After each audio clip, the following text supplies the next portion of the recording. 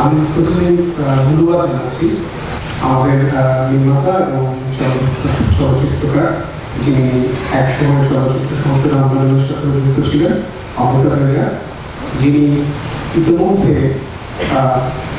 আয়নাবাজি ছবি দিয়ে দর্শককে আবার সিনেমা হলে ফিরিয়েছেন।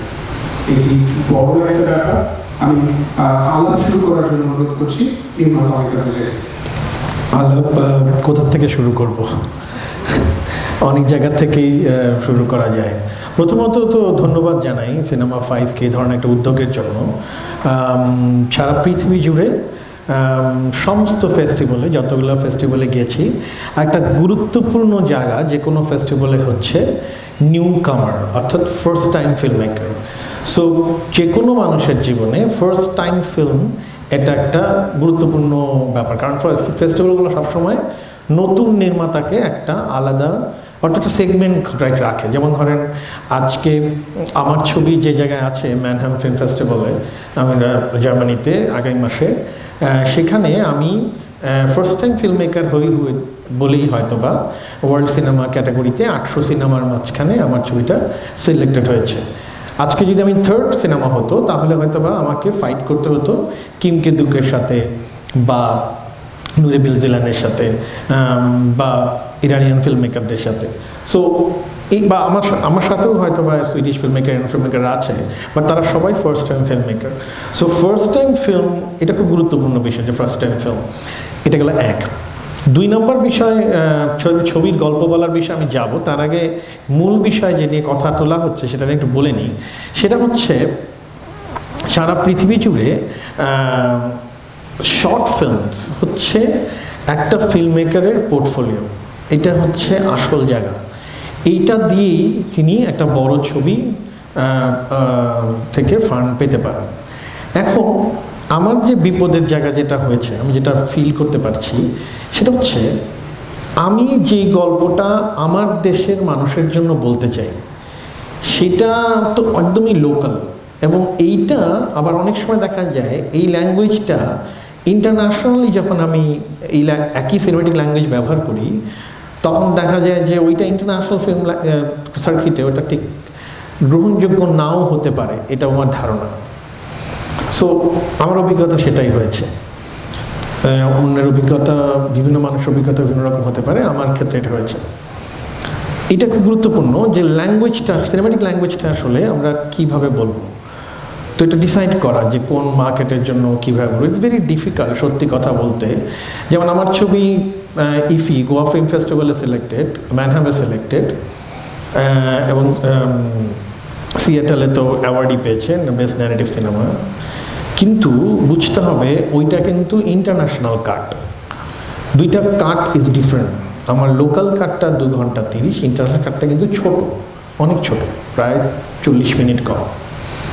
So I edited differently for international audience, কারণ আমার কাছে মনে হয়েছে যে আমাদের যে মেলোড্রামাটিক স্ট্রাকচারে গল্প বলি সেই মেলোড্রামাটিক স্ট্রাকচারটা ওখানে গ্রহণযোগ্য নাও হতে পারে। সো আমি পুরো গল্পটা বলার মধ্যে, তার মানে এটার মধ্যে খুব ইন্টারেস্টিংলি একে তো আয়নাবাজি ছবিটা সম্বন্ধে যদি আমি বলি, সেটা হচ্ছে পরিষ্কারভাবে বলি একটা জিনিস, আয়নাবাজি ছবিটা কিন্তু অতর সিনেমা না। আমি একটা অতর সিনেমা, খুব পার্সোনাল ফিল্ম মেকারের জার্নি দিয়ে সিনেমাটা বলার চেষ্টা বা করার চেষ্টা বা কোনো কিছুই আমি কিন্তু করি নাই। বা যেই cinematic language, experimental cinematic language আমি বিশ্বাস করি বা করতে চাই, সেটা কিন্তু আমি আয়নাবাজিতে খুব একটা যে ট্রাই করেছি সেটা ভুল হবে, এটা আসলে করি নাই। আমি যেটা করেছি সেটা হচ্ছে আমি একটা গল্পকে সিলেক্ট করেছি, আমার গল্পটা পছন্দ হয়েছে, এবং আমি দেখেছি এই গল্পটা আমাদের দেশে এই মুহূর্তে মানুষের সাথে কানেক্ট করে কিভাবে বলা যায়। এইখানে আয়নাবাজি দেখেছেন কয়জন? একটু কথা বলতে সুবিধা হবে, একটু হাত তুলে। ওকে ফাইন, তাহলে আপনারা সবাই দেখেছেন, ভেরি গুড। এবার গল্প বলাতে আসি। আয়নাবাজির গল্পটা প্রথমত কি ছিল? একটা গল্প আমার বন্ধু শাওন আমাকে বলেছে যে একটা মানুষ অন্যের জন্য জেল খাটে, এটা হচ্ছে গল্প, এই নিয়ে একটা ছবি বানাইতে চাই, এবং ওইটা অ্যাক্টার, এইটুকু শুধু বলা আছে, এটা একটা ছবি বানায়। আমি বললাম যে আচ্ছা লেখ, দেখি কেউ স্ক্রিপ্ট লিখতে পারে কিনা। দেন আমাদের আরেকটা কাছের বন্ধু অনম বিশ্বাস, সে স্ক্রিপ্টটা লেখা শুরু করে আজ থেকে প্রায় 3.5 বছর আগে, 3.5-4 বছর আগে আমার মনে হচ্ছে।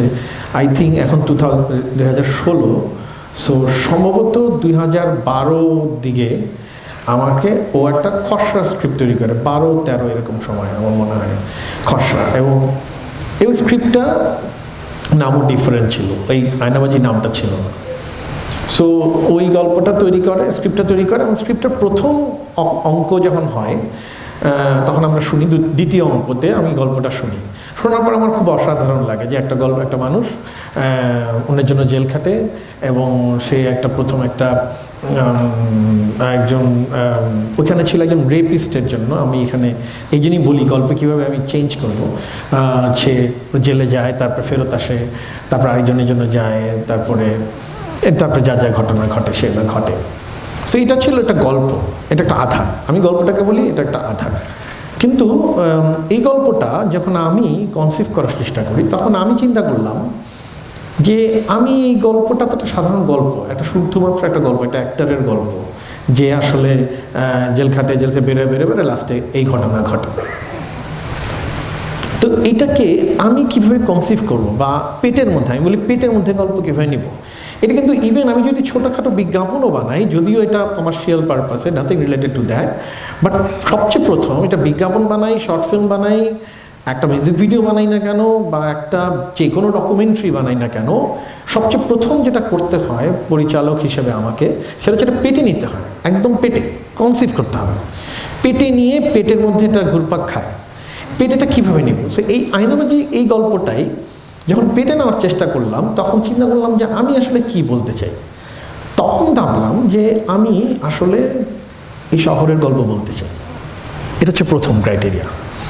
এই গল্পটাকে আয়না যদি মহৎপুরে থাকতো, আয়না যদি সেগেরটেক থাকতো, বা আয়না যদি নিকেতন থাকতো, বা মিরপুর ডিএইচএস থাকে, বা আয়না নোয়াখালী থাকে, তাহলে আমার এই গল্পটা এখন যে দেখছেন সেটা তো হতো না। তার মানে it's very important to understand geography. অর্থাৎ এই একই গল্প ইউ ক্যান টেল এনিওয়্যার। আসলে এটা তো এই গল্প তো যে কোনো জায়গায় ফেলানো যায়, কিন্তু আমার ইন্টারভেনশন ছিল গল্পটাতে না, আমি ঢাকার গল্প বলতে চাই। ঢাকার গল্প বললে কি বুঝায়?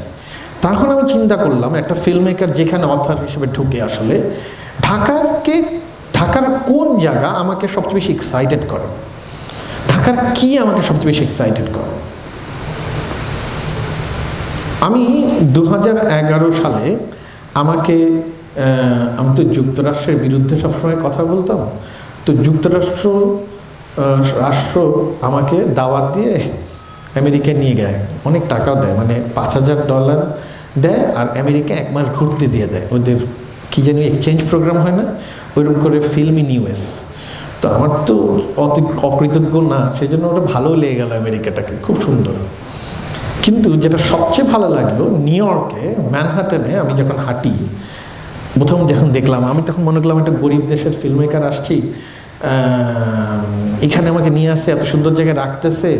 তো আর ম্যানহাটনে যখন হাঁটছি, তখন দেখি যে কি অসম্ভব প্রাণের সঞ্চার আছে ওই শহরটার মধ্যে। রাস্তায় মানুষ হাঁটতেছে, নামতেছে, একটা কফি নিয়ে হেঁটে যাচ্ছে সকালবেলায়। মানে ইফ ইউ সি ইট, মানে ম্যানহাটনে যে কোনো একটা ব্লক থেকে দাঁড়ালে ইউ সি অনেক পিছনে মানুষ হেঁটে হেঁটে আসতেছে, এবং কি একটা স্পিড, কি একটা জীবনের প্রেরণা, মানে কি যেন জীবনের লড়াই, কোথায় জানি লড়াই করে যাচ্ছে, একটা অদ্ভুত ব্যাপার। তো এটা আমি দেখলাম 2010 বা 2011 সময়। একই সময় আমি ঢাকায় যখন আসি, আমি কোনো এক কারণে সদরঘাটে শুটিং করতে যাই, এবং তখন আমার মনে হয় এক্স্যাক্টলি ম্যানহাটনে আমি যা দেখছি, আমি এক্স্যাক্টলি সেটা সদরঘাটে দেখতে পাইছি। এবং আমার কাছে মনে হয়েছে যে পৃথিবীর 2টা শ্রেষ্ঠ জায়গা আমার কাছে রয়ে গেছে, একটা হচ্ছে ম্যানহাটন, আরেকটা হচ্ছে সদরঘাট। এবং 2টার মধ্যে আপাত দৃষ্টিতে কোনো পার্থক্য নাই, 2টাই ব্রিলিয়েন্ট, 2টাই অসাধারণ মানুষের প্রাণ সঞ্চার করে এখানে। তখন আমি চিন্তা করলাম, তাহলে আমার আয়না কোথায় থাকবে? আমার আয়না থাকবে সদরঘাটের পারে কোনো একটা বাড়িতে। তার মানে এটা হচ্ছে গল্পের নারীটা এটা। এবং সদরঘাট, নদী, এই সব কিছুর সাথে আর কি রিলেটেড যেটা আমি কানেক্ট করতে পারি? আমার জীবনে আমি দেখছি, আমার জীবনে আমি সবসময় সিনেমা যখন কথা বলি আমি সিনে আর মাটাকে ইটালিক করে দিই। আমার কাছে তারেক শাহরিয়ার একটা গল্প লিখেছিল, একটা ডকুমেন্টারি বানাতে চেয়েছিল, সেটার নাম ছিল এরকম সিনেমা। সো আমার কাছে আমার মা খুব গুরুত্বপূর্ণ। আমার জীবনে আমার কাছে মনে হয়েছে আমার মায়ের অবদান অনেক বেশি এবং মা আমার জন্য খুবই গুরুত্বপূর্ণ। তখন এই আয়নাবাজির ছবিতেই আমি দেখবেন আপনার একটু মাকে আমরা আনিছি, মায়ের সাথে ফোনে কথা বলে, মায়ের সাথে কথা বলে, মায়ের সাথে প্রথমে রান্না করার ব্যাপারে মায়ের সাথে কথা, যে মা এক্সিস্ট করে না, আসলে মা থাকে না। That was not in the script primarily. So দুইটা জিনিস স্ক্রিপ্টে নাই, একটা হচ্ছে মা, আরেকটা হচ্ছে নদী। এই দুইটা জিনিসকে আমরা অ্যাজ এ ডিরেক্টর গল্প বলার জন্য আমি গল্পটার মধ্যে অ্যাজ এ ভিজুয়ালি, বিকজ আমি গল্পে তো ঘটনা দেখছি, ডায়লগ দেখছি, ক্যারেক্টার দেখছি, যেটা লেখা আছে, যেটা চিত্রনাট্যের মধ্যে লেখা আছে, কিন্তু ফিল্ম মেকার হিসেবে আমার কাজ হয়েছে আমি যেখানে বিলং করি সেইটা পৌঁছানোর জন্য। সেটার জন্য তখন আমি সার্চ করার চেষ্টা করলাম যে আমার মায়ের সাথে আমার সম্পর্ক, আমার এই শহরের সাথে আমার সম্পর্ক কোথায়। এই শহরের সাথে সম্পর্ক খুঁজতে গিয়ে তখন আয়নাকে সদরঘাটের বাসায় রাখা, পুরান ঢাকায় থাকা এবং পুরান ঢাকায়, এবং সাথে সাথে আমার আরেকটা জিনিস প্রিয় হয়ে গেল, আমি লুঙ্গি পরা শুরু করলাম ব্যক্তিগতভাবে, এবং লুঙ্গি পরে আমি শুটিং করতে যেতাম, লুঙ্গি পরতে বাসায় লুঙ্গি পরে থাকতাম। আমার সহযোদ্ধা আমার স্ত্রীর জন্য আমি লুঙ্গিটা বাইরে পরতে পারছি না এখন, আদারওয়াইজ আমার ইচ্ছা যেটাই আমার পোশাক হবে, কারণ আমার তো মনে হয় যে জাতিগতভাবে আমরা যে এক ধরনের দৈন্যতায় ভুগি, সাংস্কৃতিক দৈন্যতা, এটাতে মূল কারণ হচ্ছে আমাদের টোটাল অ্যাটিটিউড। সো আমি এইগুলো করা শুরু করলাম ছবিটার সাথে। আপনারা বলবেন যে গল্পের সাথে গল্প বলার সাথে সম্পর্ক কী? একটা ডিরেক্টর কনসেপ্ট করার জন্য এগুলো খুব জরুরি, যে টু আন্ডারস্ট্যান্ড হোল সিচুয়েশন। পুরান ঢাকায় আমি একটা বাসা ভাড়া নিলাম যেটাতে ফ্যান নাই, লিফট নাই, এসি নাই, কিছু নাই। সো একটা বাসা ভাড়া নিলাম শুটিংয়ের 1 মাস আগের থেকে, এবং আমি ওখানে থাকতাম। এবং দ্বিতীয় যে কাজটা আমি করলাম সেটা হচ্ছে আমার চুল এখন এত বড়, আমার তখন সিনেমার সময় আমার চুল একদম ছোট করে ফেললাম। মানে আই পার্সোনালি অ্যাকচুয়ালি কনসিভ করার জন্য এগুলো প্র্যাকটিস করছি আগে, যে আয়নাকে বোঝার জন্য। আমি নিজে ডিফারেন্ট মানুষ হয়েছি, আমি নিজে পুরান ঢাকাটা সাধারণ মানুষ হওয়ার চেষ্টা করছি। এরপরে যে কাজটা হয়েছে, মায়ের ব্যাপারটা আইডেন্টিফাই করা, সদরঘাট ব্যাপারটা আইডেন্টিফাই করা, মায়ের সাথে আয়নার সম্পর্ককে রিপ্রেজেন্ট করা। এবং আপনি দেখবেন ও মায়ের সাথে কথা বলাটা বন্ধ হয়ে যায় যখন ওর হৃদির সাথে সম্পর্ক হয়, মানে অর্থাৎ প্রেমিকার সাথে। কারণ মা আর প্রেমিকার সাথে এক ধরনের টানাপোড়েন আমরা তৈরি করার চেষ্টা করেছি ছবিটাতে। সো এইভাবে আসলে আমি পুরা গল্পটার সাথে আমি নিজে গল্পটার ভিতরে ঢোকার চেষ্টা করেছি। অর্থাৎ অনম বিশ্বাস যে অসাধারণ চিত্রনাট্য সংলাপ লিখেছে, শাওনের গল্প এবং চিত্রনাট্যের মিলে, সেটাকে একটা ডিরেক্টর পরিচালক যখন এটাকে ইন্টারভেন করে তখন সে নিজে ঢুকতে হয়। এবং ব্যক্তিগতভাবে আমি তখন ইভেন দ্য ফিল্মের গল্প বলার ক্ষেত্রে আমি যেটা চেষ্টা করেছি, সেটা দেখবেন যে পুরো কালার জোনটা নিয়ে কাজ করেছি আমরা দেখবেন যে আয়নাকে সবসময় পেস্টাল একটা টোনে আমরা পুরো ছবিটার মধ্যে। আমি কেন বলছি গল্প চিত্রনাট্য কীভাবে ভালো লিখতে হয়, এটা কিন্তু চিত্রনাট্যকারের কাজ। অনেক সময় অথর ফিল্ম মেকাররা নিজেই চিত্রনাট্য করে, কিন্তু আমি খুব ভালো চিত্রনাট্যকার নই, সুতরাং আমি সবসময় প্রেফার করি অন্য চিত্রনাট্যে কাজ করতে, because I am more on visual representation. এটা আমার প্র্যাকটিস হয়ে গেছে গত 15 বছরে। তাই বলে এই না যে আমি চিত্রনাট্য নিজে লিখিনি, দু একটা লিখেছি, কিন্তু আমি মনে করি না আমি খুব ভালো চিত্রনাট্যকার, বিকজ আমার সাহিত্যগুণ এত ভালো না। আমার চর্চা মূলত একটা ভালো চিত্রনাট্যকে ভিজুয়াল রিপ্রেজেন্ট করা আমার মতো করে। তো আমি নিজের জীবনে ওটা পালন করার চেষ্টা করি। তারপরে আমি পুরান ঢাকায় থাকা, মায়ের সাথে করা, এবং পেস্টেল টোন, এই পেস্টেল টোনটা আয়নার জন্য আমরা তৈরি করলাম, যে একটা পেস্টেল টোন আয়নার জন্য তৈরি করতে হবে। এরপরে যেটা করলাম, আয়নার যে অপোজিট টোন অর্থাৎ কুদ্দুস সিদ্দিকী, ভোদাই, এবং ওইখানে আমি যেটা চেষ্টা করলাম যে ওইখানে রেড অর্থাৎ লাল রং ব্যবহার করার চেষ্টা করলাম। দেখলাম যে প্রথম শটেই একটা দেখবেন লাল হেলমেট পরে একজন উকিল যায়। সো অলওয়েজ রেডকে এন্টারপ্রাইজ দিলাম। এবং আমি ব্যক্তিগত জীবনে 3 মাস লাল কোনো কিছু কাপড় পরি নাই, লাল কোনো কিছুর স্পর্শ করি নাই। So that may be very spiritual, বা এটা মনে হতে পারে যেটা কেন, বাট আমি ব্যক্তিগত জীবনে ওটা প্র্যাকটিস করি, মানে এটা আমার জীবনের, আমি যখন পাগলা গারদ নিয়ে একটি ফোন করা যায় নাটক বানিয়েছি, তখন আসলে আমি তার আগে আমি পাগলদের ভয় পেতাম, কিন্তু এরপরে আমি পাগলদের ভয় পাই না। আমি এখন জেলখানার ক্রিমিনালদের দেখলে কখনো ভয় পাবো না, বিকজ আমার কাছে মনে হয়েছে জেলখানায় যে ভিতরে যে মানুষগুলো থাকে তারা সবচেয়ে সুন্দর মানুষ। ক্রিমিনাল দেশের জেলের বাইরে থাকে, জেলখানার ভিতরে কয়েদি কোনো ক্রিমিনাল না, তারা কারেকশনে আসছে, তারা মানুষ, কারণ তাদের ভিতর তো সবই ক্রিমিনাল হিসেবে ট্রিট করা হয়, সুতরাং ক্রিমিনাল না। সো ব্যক্তিগত জীবনে ওই অনুভূতির জায়গাটা, ইমোশনটা আসলে টাচ করাটা খুব জরুরি। আগে বুড়িগঙ্গাকে ভালোবাসতে হবে, তাহলে বুড়িগঙ্গার ছবি তোলা যাবে। আগে আয়নাকে ভালোবাসতে হবে, তাহলে আয়নার চরিত্রটা বোঝা যাবে। আগে হৃদিকে ভালোবাসতে হবে, আগে কুদ্দুস সিদ্দিকীর মতোটা খারাপ লোক, তাকে ভালোবাসতে হবে, তাকে বুঝতে হবে তার মতো করে। সো গল্প বলার ক্ষেত্রে আমি এই জিনিসগুলো প্র্যাকটিস করি, লালন করি। এই কারণে আমি অনেক বেশি ইনভলভ হয়ে যাই, ইমোশনালি আমি বেশি ইনডেপথ হয়ে যাই, এবং ছবি নিয়ে যখন সমালোচিত হই তখন ভালোও লাগে, তখন মনে হয় যে আরও ডেভেলপ করা যায়, ভুলগুলো বুঝতে পারি, কিন্তু আবার খুব ইমোশনালও হয়ে যায়। কিন্তু যে জিনিসটা করার চেষ্টা করছি গত 1 বছরে আমি, সেটা হচ্ছে টার্কোভস্কির একটা কথা আছে, টার্কোভস্কি বলছে ফিল্ম মেকারের কাজটা কি, টার্কোভস্কি বলছে সার্চিং দ্য ট্রুথ, অর্থাৎ এটা বাংলা করলে হয় সত্যের অনুসন্ধান। একটা গল্পের মধ্যে, একটা গল্প শুধু লেখা থাকে, যে কোনো গল্পই তো গল্প, কিন্তু ফিল্মের adaptation of that story it's not the scanning the line. You can put your camera here and you can scan the line, তাই না? তাহলে তো ফিল্মের অ্যাডাপ্টেশন হয়ে যায়। এটা না, ফিল্মের অ্যাডাপ্টেশন হচ্ছে ওই গল্প থেকে you conceive your personal experience in the location, in the characters. এবং আমার কাছে মনে হয় যে আমার শৈশব, যেটা বলছিলাম সার্চিং দ্য ট্রুথ, তার মানে সত্যের অনুসন্ধান। একটা ফিল্ম মেকারের কাজ হয় সত্যকে অনুসন্ধান করা, কিন্তু সত্যকে কখনো ছোঁয়া যায় না। Image is false, every frame is false, তো ফলসিফিকেশন, কিন্তু সত্যকে অনুসন্ধান করতে হয়। এই যে অনুসন্ধানের আনন্দের জন্যই আমরা চলচ্চিত্রকাররা ফিল্ম বানায় যাই। আমরা সত্য ধরতে পারি না, সত্যকে স্পর্শ করতে পারি না, কিন্তু সত্যকে অনুসন্ধান করতে চাই। এই অনুসন্ধানের জন্য আমরা কি করি? আমরা প্রথমে একটা গল্প ধরে নিই বা একটা চিন্তা ধরে নিই, তারপরে আমরা ওই গল্পের সাথে আমার জীবনের অভিজ্ঞতা, যেরকম করে আমার মায়ের সাথে অভিজ্ঞতা, আমার বুড়িগঙ্গার সাথে অভিজ্ঞতা, এই অভিজ্ঞতাগুলোকে দিয়ে আমি শহরটাকে বলতে চাই। যে গল্প আমি বলতে চেয়েছি, তারপর এটা হচ্ছে মূল গল্প। এই যে বলতে চেয়েছি সেটা হচ্ছে আয়নাবাজিতে পুরান ঢাকার নদীর ঘেঁষে এই সারা বাংলার মানুষ এই পুরান ঢাকা দিয়ে নদীর পাড় দিয়ে বুড়িগঙ্গার পাড়ে সেই মানুষ ওঠে এবং একটা লড়াই করে নতুন ঢাকার মানুষের সাথে প্রতিদিন, প্রতি মুহূর্তে। এবং লড়াইয়ে কখনো কখনো জিতে যায়, কখনো কখনো হেরে যায়।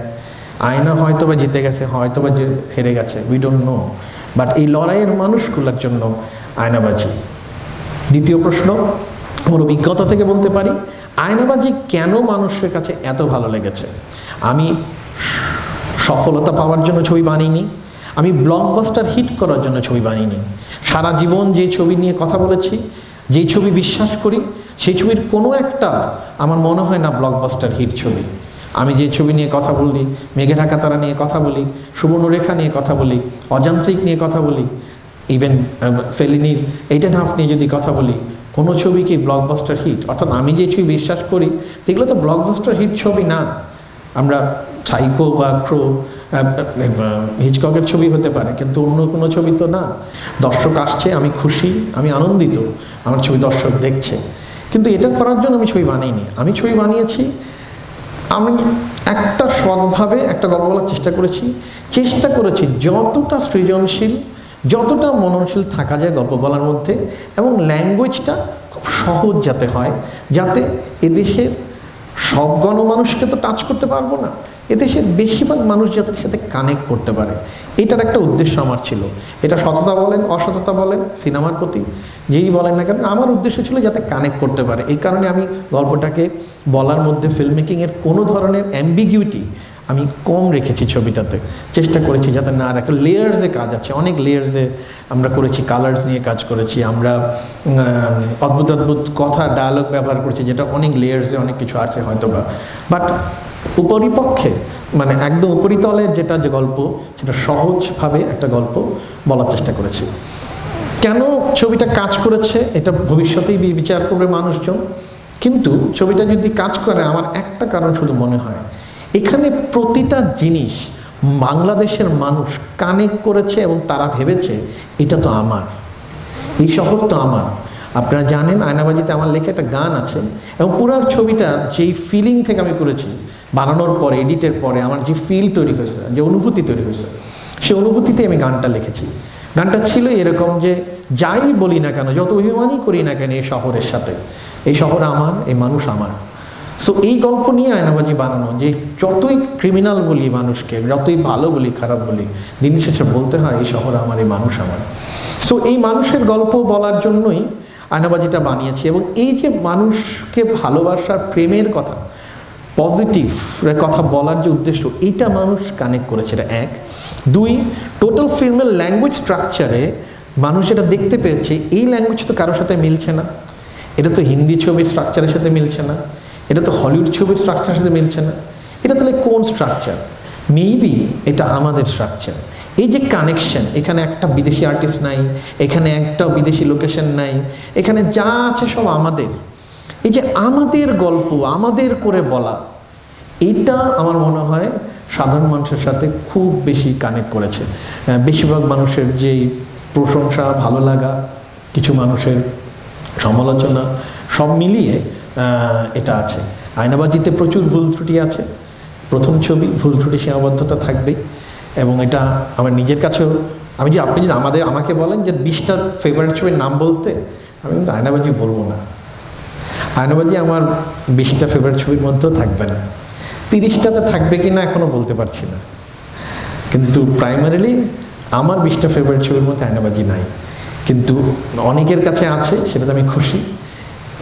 কিন্তু আমি এটাতে আমি উৎফুল্ল না, কারণ এটা আমার প্রথম ছবি। এটা আমার সর্বশ্রেষ্ঠ ছবি না, এটা আমার বাংলাদেশের সর্বশ্রেষ্ঠ ছবি একদমই না। বাংলাদেশে আয়নাবাজির চেয়েও ভালো ছবি হয়েছে, আমি বিশ্বাস করি। এটা সব মিলিয়ে এখনকার এই ছবির প্রচারণা, গল্পের স্ট্রাকচার, মিউজিক, একটা ছবি নাই, ওয়েদারটা ভালো, খুব বৃষ্টি নাই, পলিটিক্যাল প্রবলেমও নাই, অন্য কোনো টেনশন হচ্ছে না, এই সব মিলে এই ছবিটা এক ধরনের বক্স অফিস রিটার্ন করেছি। কিন্তু সেইটা উপর ভরসা করে একটা ছবি বিচার করাও যেমন ঠিক না, আর বক্স অফিস ফেল করলে একটা ছবি ভরসা, মানে ওটা খারাপ ছবি এটা বলাও ঠিক না। সো আমি পরিষ্কারভাবে যেটা বলতে চাই যে ছবির মতো করে বিচার করতে হবে, এটার গল্পের মতো করে। সো আমি সেবার চেষ্টা করেছি, কিছুটা সফল হতেও পারি, কিছুটা ভুলও হতে পারে। আমি আমার জানার আগ্রহ যে ওই ছবিটা দেখেছি, আমার কাছে মনে হচ্ছে প্রচুর পরিশ্রমের একটা কাজ। এবং যে লোকেশনগুলো, এই লোকেশনগুলোতে এই ধরনের কাজ করা খুব মুশকিল, কারণ অনেক ক্রাউড, অনেক লোকজন থাকে, ঘিঞ্চি এরিয়া, তার মধ্যে মানে গল্পটা বলে যাওয়া, তার মধ্যে ছবির যে গল্পটার যে মোড প্রথম থেকে থাকে, ক্যারেক্টারগুলোর যে মোড থাকে, যে তাদের যে শান্ত একটা মানে ভাব, এইটা পুরো ছবিতে কন্টিনিউ করছে। এটার দুইটা বিষয়, একটা হচ্ছে আয়নাবাজিকে মানে যখন একটা দৃশ্য যখন আপনি লিখবেন, বিভিন্ন মানুষ বিভিন্ন কাজ করে, আমি যেভাবে করি সেটা বলতে পারি। একটা দৃশ্য যখন লেখা থাকে, ছবির প্রায় 1 মাস আগে আমি এক্স্যাক্টলি আমার ওই দৃশ্যটার কী লেন্সিংয়ে শট নিব, কী শট নিব, এটা আমার কাগজে কলমে স্কেচ করা থাকে, like a story board. Like এই আয়নাবাজির এত মোটা একটা স্টোরি বোর্ড আছে, আমি চেষ্টা করছি ফেব্রুয়ারি মাসে এটা প্রিন্ট করার জন্য, কারণ এটা সবার জন্য কাজে লাগবে। Each and every frame are similar to what we shot. এটা দেখাতে পারলে ভালো হতো, হ্যাঁ, প্রেজেন্টেশন আছে একটা, দেখাতে পারবো।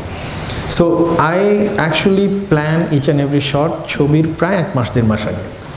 আই নো এটা 50 লেন্স, এটা 834, এটা 24, তারপর এটা 35, এক্স্যাক্টলি নো। এবং এক্স্যাক্টলি আই নো এই ডায়লগ হচ্ছে 85-এর dialogue, because it's understanding of lensing is very important, যে কোন সিনে, কোন ডায়লগে, কোন লেন্সে আমি যাব, কোন লেন্সে আমি কথা বলবো। সেটা রাশেদের সাথে আমার খুব কানেক্ট করে জিনিসটা, এই কারণে আমাদের খুব আরাম হয়। সো লেন্সিং এবং শর্টস পজিশনিং অফ ক্যামেরা, এটা আমরা অনেক আগের থেকে আমি জেনে যাই, আমি স্ক্রিপ্ট বললেই বুঝে ফেলি যে এটা এটা আসলে 45 ডিগ্রি অ্যাক্সিসে ক্যামেরা এখানে যাবে, এরপরে এখানে যাবে, এরপরে এখানে যাবে না, এটা আমার বডিতে চলে গেছে, বিজ্ঞাপন বানাতে বানাতে এর অভ্যাস হয়ে গেছে। সেটা হচ্ছে প্রথম একটা সুবিধা। So I exactly know my whole team, my ADs and everyone knows exactly what I want. এটা হচ্ছে প্রথম সুবিধা আমার। দ্বিতীয় সুবিধা আরেকটা যেটা করি, আমি অ্যাক্টার্সকে শুটিংয়ের অনেক আগের থেকে তাকে তার মেন্টাল স্টেটে নিয়ে যাই। এটা অনেক সময় এক অভিনেতার সাথে কথা বলতে বলতে বলতে তার সাথে প্রেম করতে করতে করতে করতে করতে এমন একটা পর্যায়ে চলে যায়, তখনও আমার মনের কথা বলতে পারে। আমার অনুভূতি একজন অভিনেতা তখনই বুঝতে পারবে যখন আমি আমার জীবনের কথা তার সাথে শেয়ার করব। জানেন চন্দ্র ভাই, আমার মা না একদিন কাঁদছে, জানেন, কাঁদতে কাঁদতে তারপরে এটা করছে, আমার এত খারাপ লাগছে, চন্দ্র ভাই দেখতে চোখ দিয়ে পানি চলে আসছে, তারপর চন্দ্র ভাই এখন মায়ের শটটা দেন। সো ইউ হ্যাভ টু, আমি খুব স্পিরিচুয়ালি করি জিনিসটা, যেটা খুব কানে করে খুব। আর টেকনিক্যালি ফিল্মকে বানাতে হয়, এটা সবচাইতে ইম্যাটেরিয়াল আমার কাছে। টেকনিক অফ ফিল্ম মেকিং, কোন ক্যামেরা ব্যবহার করা হবে, কিভাবে ক্যামেরা করতে হয়, এটার জন্য আপনি একটা ভালো ক্যামেরাম্যান নেবেন, খুবই ভালো সিনেমাটোগ্রাফার নেবেন যে জিনিসটা জানে, খুব ভালো এডিটার নেবেন, খুব ভালো এডিট নেবেন। বাকি ডিরেক্টরের কাজ হচ্ছে ফিলোসফি। ডিরেক্টরের কাজ is not a technical, but you need to know way to position your camera, how to shoot. এটা বেসিক পজিশন, এটা আপনারা আমার মনে হয় না খুব ডিফিকাল্ট টাস্ক টু নো। একটু মন দিয়ে shot by shot how to read a film, যে কোনো বই কবিতা পড়লেই বইটি পড়লেই এটা বেড়ে যাবে। সো কীভাবে এই কষ্টের কাজটা হচ্ছে, এটার উত্তর হচ্ছে প্রথম হচ্ছে প্ল্যানিং। আমরা প্রতিটা location was plan and location was selected ওই চিন্তা করে যে এখানে আরামে শুটিংটা করা যাবে কি না। আর যখন আপনি your actor and your team and yourself is so exactly know what you want, so যত ভূমিকম্প চললেও আপনার শর্ট কিন্তু ওখান থেকে বের হয়ে যাবে। সো ডিরেক্টরের জন্য সবচেয়ে গুরুত্বপূর্ণ হচ্ছে to understand how you plan the mise en scene. এবং এই মিজন সিনই হচ্ছে একটা ফিল্মের মাস্টারি, একটা ফিল্ম ডিরেক্টরের মাস্টারি, আর কোনো কিছু না। Mise en scene, where to position your camera, character কোথা থেকে এ পয়েন্ট থেকে বি পয়েন্টে এসে লেন্সের কোথায় দাঁড়াচ্ছে, what lens and cut to what লেন্সে you are taking another shot, এবং why. When you position your camera you should know why you position this camera, what is, কী বলতে চাই, এবং এর পুরো গল্পের সাথে সিনার্জি আছে কিনা, লেন্সিংয়ের সাথে সিনার্জি আছে কিনা, এবং পিছনের লাইন্স কত আছে, কালার্স কত আছে। ইউ হ্যাভ টু, এটা একবারে বলার you have to think a lot each and every frames to take any shot. So এরকম করে হয়। তখন আমি তো বললাম যত ঝামেলার, আমি জেলখানায় শ্যুট করেছি, সো এখানে তো ভয়াবহ অবস্থা, জেলখানায় এত মানুষ, এবং সেন্ট্রাল জেলের অবস্থা তো খুবই মারাত্মক। তারপরে কাশিমপুরের জেলও অনেক ভালো মানুষ ছিল। ওইখানেও যে আমরা শ্যুট করেছি, আপনার পুরো ছবিতে কখনোই দেখবেন না কেউ লুক দিচ্ছে ক্যামেরায়, কেউ করতেছে। So it was, we exactly know, আপনি এমন একটা ফ্রেম করলেন যেটাতে আসলে লুক দিবে। So you frame such a way যে এটাতে লুক দিবে না আসলে। যেমন জেলখানায় যখন ওই সেন্ট্রাল জেল থেকে গাড়ি বেরোচ্ছে, সো আমরা করেছি কি দুপুরবেলা ওইটার অপোজিটে একটা এটিএম বুথ আছে, ওখানে ক্যামেরা নিয়ে বসেছিলাম, চুপচাপ বসেছে। যেই গাড়িটা আসছে আমরা জানি এখন, যেন বুথের এটা খুলে দিয়ে টাক করে শটটা নিয়ে ঢুকে গেছি। So you have to plan every shot differently. আবার অনেক সময় আমরা দেখছি যে না, এখানে আমার প্রপার লাগবে। তারপরে দেখলাম আমার বৃন্দাবনদার সাথে যে লাস্ট দৃশ্য, চঞ্চল আয়নার ওদের যে কনভারসেশন, সেটা অনেক আরামের হইতে হবে, সেটাতে কোনো সাউন্ড থাকলে চলবে না, সেখানে কোনো জেলখানার ডিস্টারবেন্স থাকলে চলবে না, মানুষজন থাকলে চলবে না। এই জন্য আমরা কেরানীগঞ্জের যে জেলখানাটা নতুন, যেটাতে কোনো লোক নাই, আমরা ওখানে চলে গেছি, ওই শটগুলো আবার ওখানে নেওয়া। আবার কাশিমপুর জেলে নিয়েছি, যেখানে আমার অনেক কয়েদি লাগবে, লাগবে, এরকম। So it is very important to choose location according to your execution plan, যে কীভাবে এক্সিকিউট করা যাবে। সো দেন ইয়োর সিচুয়েশনটা যদি কনসিভ করা থাকে আগের থেকে, মাথায় যদি একদম পরিষ্কার থাকে, আমি আসলে 50 লেন্সে এটা নিব, এটা নেব, এটা নেব, এবং সিনেমাটোগ্রাফিও যদি জানে, এবং your art director, your team যদি অ্যালাইন থাকে properly, then you just shoot, তখন আর ডিফিকাল্ট হয় না। বা অ্যাক্টার্সকে ওটাকে প্রিপারেশন নেওয়াইতে হয় যে ওই জায়গায় ওই মেন্টাল স্টেটে যাওয়ার জন্য। চঞ্চল ভাইকে ওইটাতে যাওয়ার জন্য আমাকে প্রিপেয়ার করতে হয়েছে, চঞ্চল ভাইকে প্রিপারেশন তৈরি করতে হয়েছে প্রচুর দিন। চঞ্চল ভাইয়ের সাথে কথা বলে, রিদি যে নাবিলা, যে জীবনে কোনোদিন অভিনয় করেনি, ওর যখন জীবন কাইল হয়ে গেছে, ওকে বুঝাইতে ওর প্রথম থেকে ওর সন্দেহ ছিল, আচ্ছা আমি কেন ওর প্রেমে পড়বো, আমার মতো একটা মেয়ে কেন ওর প্রেমে পড়বো, সম্ভব। এটা অনেক কোষে কনভিন্স করে তারপরে ওকে ওই প্রেমের জায়গায় ওকে নেওয়া গেছে। সো একটা ক্যারেক্টারকে ওই স্পেসে নেওয়াটাও হচ্ছে, গল্পটা শুধু গল্পতে লেখা হয়ে যায় স্ক্রিপ্টে, but how you conceive it and how you represent to reality, সত্যের কাছে পৌঁছানো, ওইটাই হচ্ছে স্ট্রাগলটা। প্রশ্নটা হচ্ছে এই জায়গায় যে অনেক সময় অনেক ভালো গল্প থাকে যেটা শুরুটা দেখে আমরা খুব আশাবাদী হই বা বেশ ভালো একটা গল্প নিই, কিন্তু এটা বলতে গিয়ে কোথায় যেন হারায় যায়, একটা সময় পরে ওই কন্টিনিউটিটা থাকে না। ওইটা মানে কি কারণে সবচেয়ে বেশি হয় বলে আপনার কাছে কেন মনে হয়, মানে কেন ওইটা কন্টিনিউটিটা রাখতে পারে না নির্মাতারা, আপনার কি মনে হয় ওইটা জানতে চাচ্ছি। আপনি নিজে স্ক্রিপ্টটার উপর আপনার সম্পূর্ণ দখল এবং বিশ্বাসটা থাকতে হবে, এটা প্রথম কথা। আপনি মনে করেন প্রথম দিকে ভালো লাগছে, তারপরে এখন প্রবলেম হচ্ছে যে ফিল্ম মেকিংটা তো এরকম না যে আপনি প্রচুর ছবি দেখেন then now you can make film, ব্যাপারটা এটা না। তাহলে তো পৃথিবীর সমস্ত মানুষই কবি হয়তো, পৃথিবীর সমস্ত মানুষই সাহিত্যিক হয়তো, এটা হয়তো না। ফিল্ম মেকিং কিন্তু একটা ক্রাফট যেটা আপনার বডিতে আপনার থাকতে হবে, এটা সাধনা করে হয়ে যাবে এটা কিন্তু এটা না, এটা অঙ্ক পরীক্ষা না। অনেক অঙ্ক করলাম, তারপরে প্র্যাকটিস করতে করতে আমি এখন ভালো অঙ্ক পারি, এটা একটা ক্রাফট যেটা ভিতরে জন্মাতে হবে আপনার ভিতরে।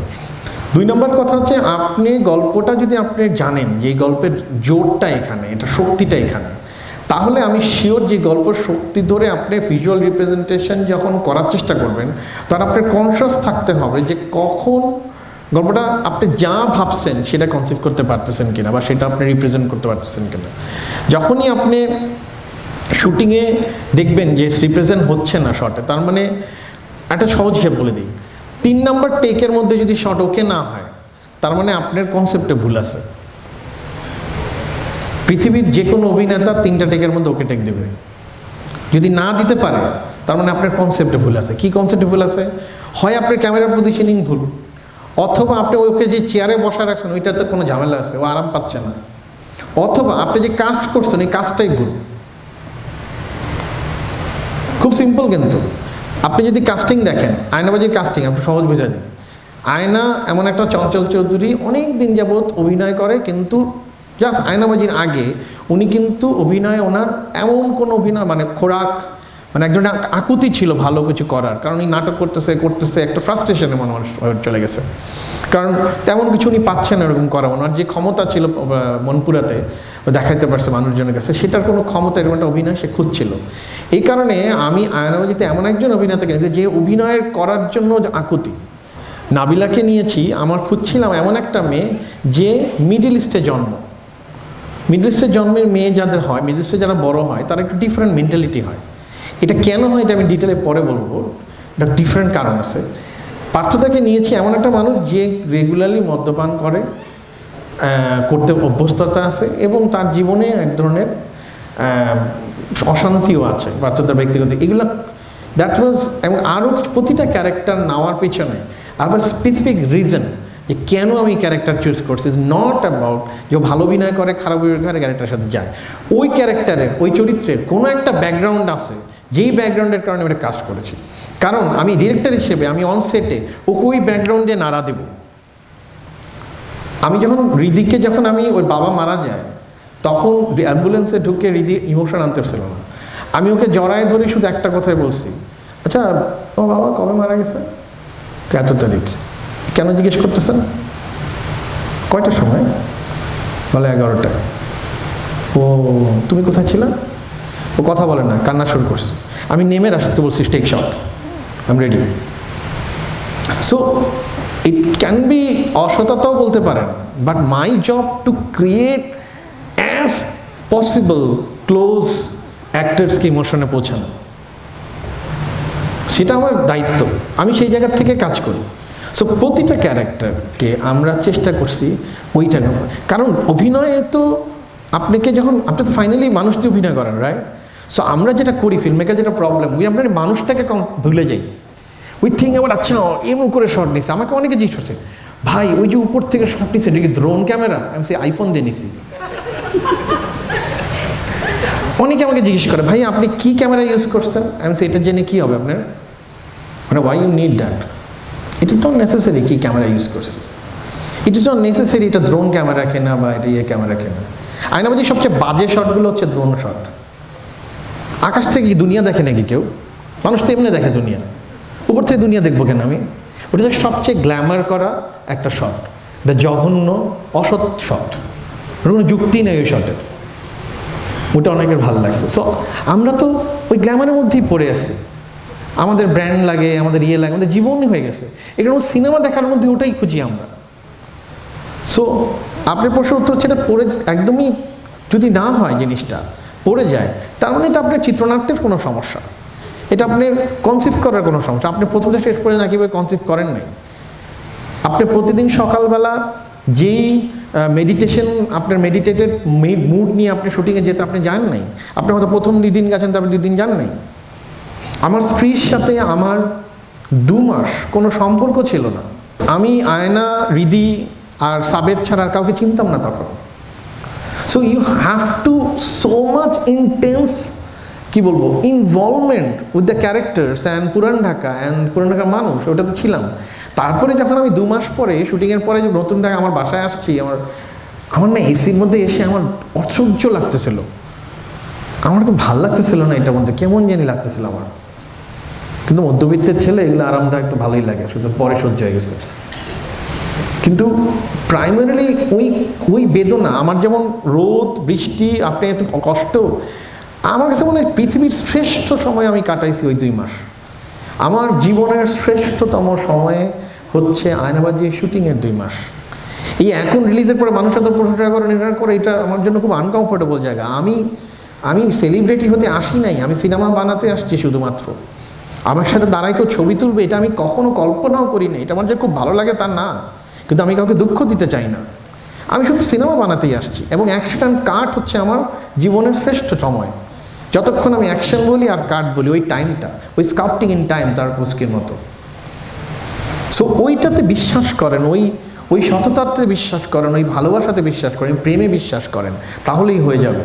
আর টেকনিক অফ ফিল্ম মেকিং এটা আমি জানি না আসলে। I am not a technical film maker. আমি প্রেমের film maker. I love people. আমার প্রেম লাগে অ্যাক্টারের সাথে, আমার প্রেম লাগে আমার ক্যামেরাম্যানের সাথে, আমার প্রেম লাগে আমার এডিটারের সাথে, আমার প্রেম হইতে হয় তার সাথে, অসম্ভব ভালোবাসতে হয় তাকে আমার। এটা ছাড়া আমি পারি না। So that's the way I handle cinema, because rest of the thing is techniques. ওইটা তো যে কেউ শিখতে পারে।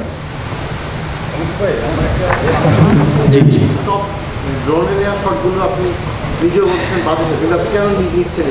ওটা কেন নিয়েছি, কারণ ওটা ওই যে ভালো লাগে, গ্ল্যামার দিতে চাইছি। আমার ছবিতে নেই কোনো গ্ল্যামার নেই।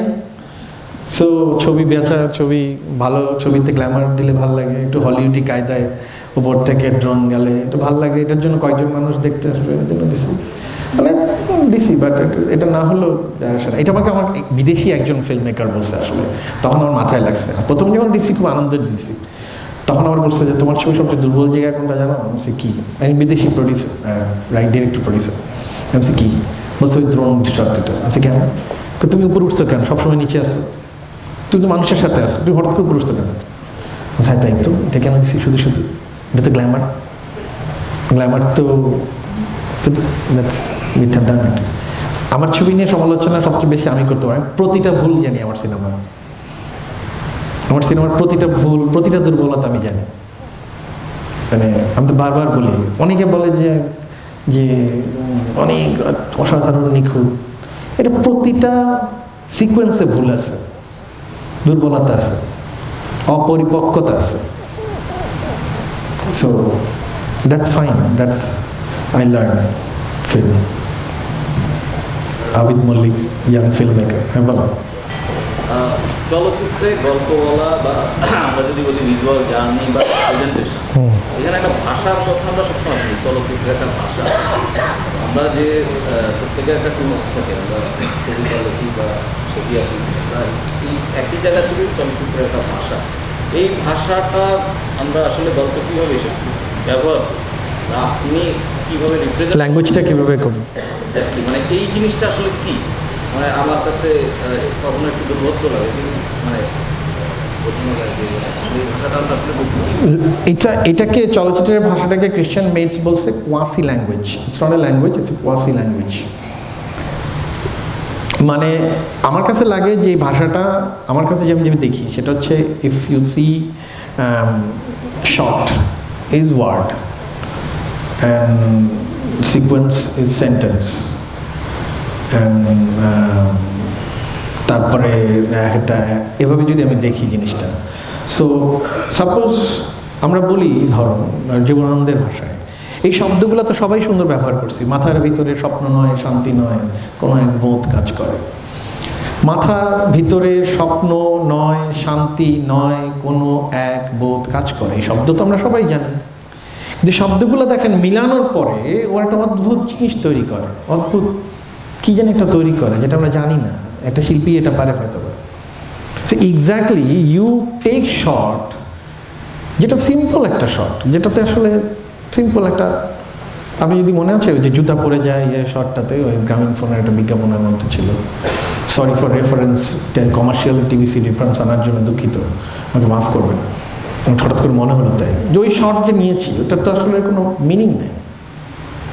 সো ওই শটটা it's like painting, you feel, আমার কাছে এই শটটা মনে হয়েছে নিতে নিতে যে এরকম একটা শট হতে পারে। একটা রাশেদি আমাকে বলছিল এই শটটার কথা, যে এরকম একটা, এবং এই জুতা বলছে যে এটা জুতা হইতে হবে, এটা কালো জুতা হইতে হবে, এটা কি বলে এটাকে, ওই যে শুজ, ওইটা হইতে হবে, অন্য কোনো জুতা হলে হবে না।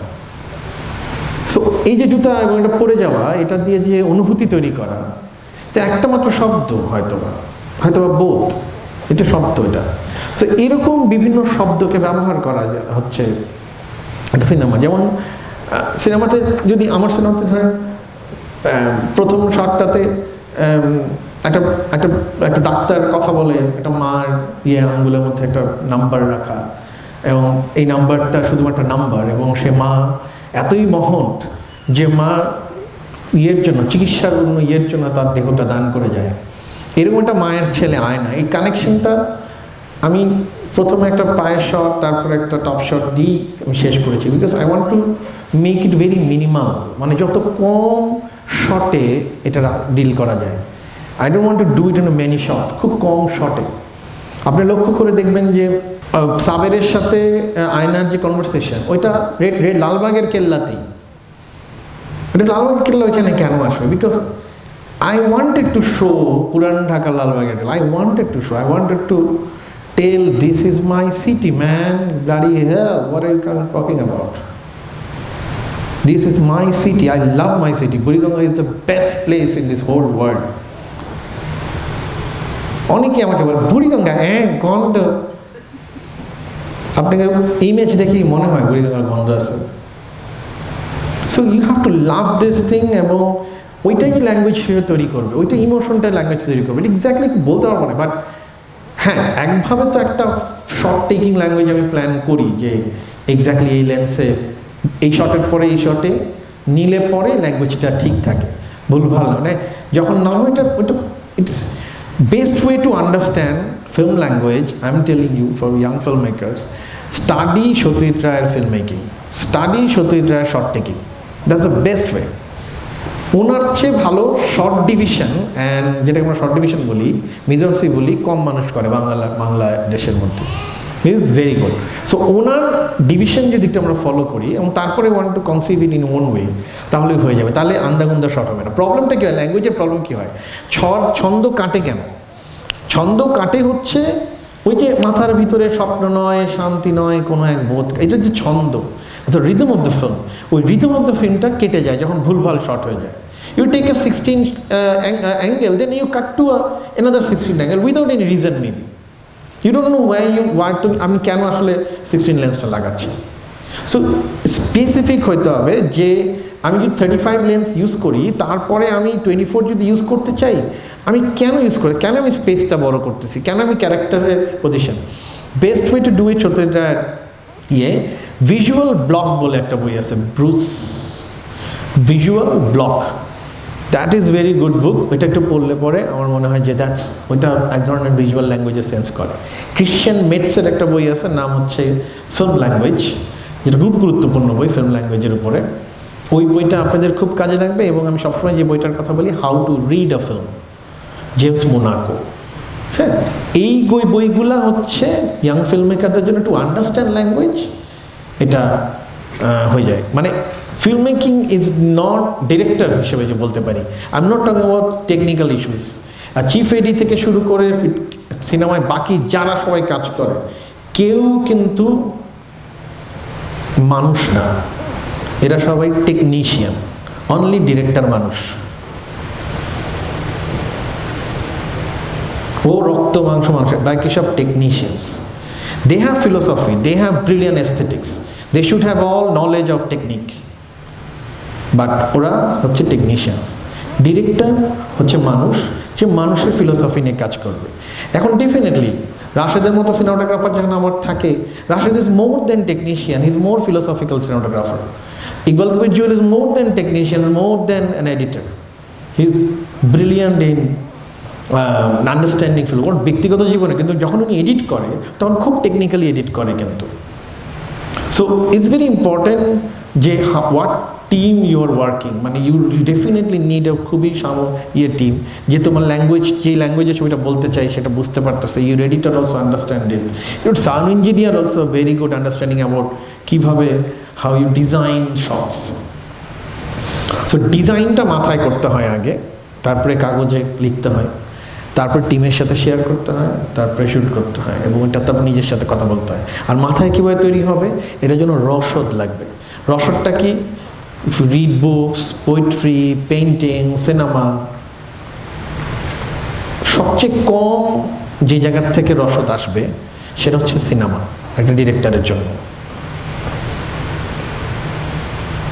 একটা ডিরেক্টর সিনেমা দেখে সিনেমার থেকে রসদ পায় না। একটা ডিরেক্টর মানুষ থেকে রসদ পায়, কবিতা থেকে পায়, পেইন্টিং থেকে পায়, মিউজিক থেকে পায়। সিনেমা আমি আনন্দের জন্য দেখতে পারি, কোনো অসুবিধা নেই, কিন্তু সিনেমা দেখে রসদ সে ডিরেক্টরের কাজ না। সে জীবন থেকে ফিল্ম নেবে, ইট ইজ মোর রিয়েল, জীবন থেকে গল্প বলবে। সিনেমা তো ডেফিনেটলি আমি সারা জীবন শুধু সিনেমাই দেখছি, দ্যাটস ফাইন, কিন্তু ওইটার থেকে রসদ খোঁজার কিছু নেই। রসদ খুঁজবো জীবন থেকে, নিউজ পেপার থেকে। আয়নাবাজির গল্পটা নিউজ পেপারের গল্প। নিউজ পেপারে একটা মানুষ অন্যের জন্য জেল খাটছে, এটা 3 বছর আগে একবার ছাপানো হয়েছিল। এক্স্যাক্টলি নিউজটা জানি না আমি, but that was the news যেখান থেকে গল্পটা পাওয়া গেছে। আমার প্রশ্ন হচ্ছে যে গল্পের যে প্রকৃত নায়ক, মানে যে আসলে ভাড়া খাটতো, জি, তার সাথে আপনার কোনো সাক্ষাৎ হয়েছিল? না, ওনার সাথে সাক্ষাৎ করতে পারিনি। ওনার সম্বন্ধে আমি একটা টিমকে পাঠাইছিলাম, উনি ডাইরেক্টলি আমার সাথে কথা বলতে পারেনি। একটা টিম ওনার সাথে কথা বলে আমার সাথে ওনার ইন্টারভিউ নিয়ে আসছে। আমি ডাইরেক্টলি কানেক্ট করতে পারিনি ওনার সাথে, যোগাযোগের চেষ্টা করছিলাম অনেক, পারিনি। কিন্তু আমাদের একজন ওনার সাথে কথা বলছে।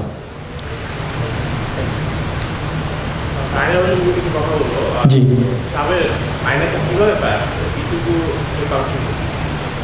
আয়নাকে এইভাবে পায়, এটা সিন ছিল, ফালাই দিছি, এই কারণে প্যাচ লাগছে। কোনটা? কম্পিউটারের ছবি দেখে তো কুদ্দুসের ছবি দেখে, তো কুদ্দুসে তো ফেসবুকে আমরা তো কুদ্দুস পার্টি করতেছে এই ছবি দেখতেই পারি, কিন্তু ছবি যেগুলো দিছি ওইগুলো তো ছবি, তখন তো আর ফেসবুকে ছবি দিব এটা প্ল্যান মাথায় এত করি নাই, তো পরে ওই ফিল্ম থেকে করছি আর কি, এই জন্য একটু গাঁজাখড়ি আছে। কিন্তু আর আয়না কী ব্যাপার, ওর মধ্যে মাঝখানে একটা সিন আছে, আয়নাকে সাবের আসলে কনস্ট্যান্টলি ফলো করে, ওই যে বাথরুম থেকে বের হয় না, ওখানে একটা সিন ছিল, সাবের আসলে ওর দিকে তাকায়, ওটা দেখেন না, ওটা নাই, করতে থাকে, আপনি দেখলেন কই, এটা তো নাই সিন। না, ছবি তোলার টাইমে না, ওই বাথরুম থেকে বের হয় না, ইয়ের থেকে, না ওই একটা হোটেলে ঢুকে না, মোচ খুলে না, ওইখানে যখন বের হয় তখন ও আসলে সাবেরকে দেখে, সাবেরকে দেখার পরে সাবের ফলো করে আর কি, ওকে, ও বুঝে যে ও কোন এলাকায় যাইতেছে, তারপরে হারায় ফেলে মানুষের মাঝখানে।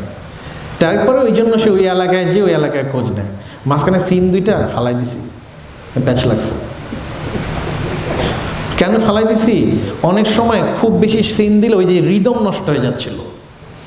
If you detail out, if you rhythm, টেনশনের রিদম নষ্ট হয়েছে, so you jump some scene, so রিদমটা ঠিক থাকে যাতে। এই কারণে অনেক কিছু আছে, I told you it's 40 minutes cut হচ্ছে international cut, which is actually director's cut. সিনেমায় মানে এই আয়নাবাজি বানাতে